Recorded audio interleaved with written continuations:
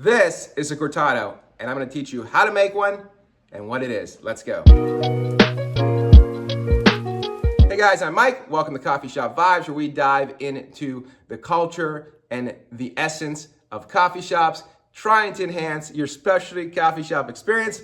Hey, make sure you support your local coffee shops. Shop small. It's very important, especially now with rising prices. Okay, today we're gonna talk about a Cortado, one of the most evolving drinks in a coffee shop's arsenal, or just evolving drinks that a coffee shop serves. More and more coffee shops are serving these differently. I'm gonna tell you how we serve it here at Ispirare, and then what I see throughout the industry. Let's go. Now, the Cortado is a drink that's evolving, and different coffee shops are serving it different ways. They're actually lessening or shortening the volume in the drink. Now, this is a Gibraltar glass, and this is what a Cortado has typically been served in.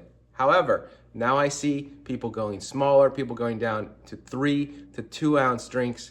I was just at a coffee shop. I asked for a Cortado, and they gave me a 1-shot espresso, equal parts milk. All right, now a Cortado, I'll give you the backstory. It's Spanish, obviously. It means to cut. Traditionally, it's 50% espresso, 50% milk.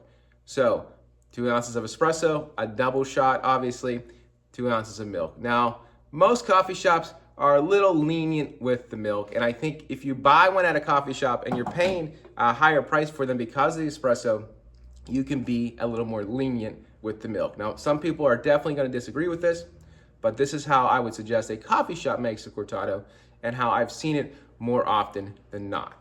So again, 2 shots of espresso, and now when I make the milk, I'm going to make about 3 ounces of milk to have a full cup. So it gets a little more, gets your money's worth, just a little bit more when it comes to a Cortado, but I think it tastes better this way and is a better product to serve from a coffee shop perspective. A lot of people will just go 2 and 2, whatever it may be. They'll have smaller cups, whatever that is.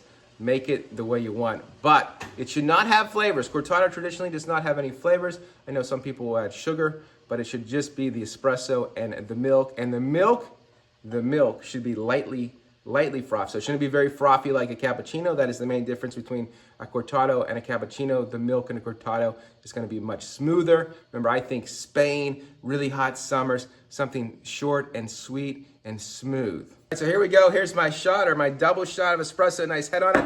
And then here's my steamed milk. Again, it's not overly frothed, it's not overly airy. It should be nice and smooth. And then I just add these together as you would any latte or cappuccino. And thus, you have a Cortado. Nice smooth milk. Tough camera angle. This is a Cortado.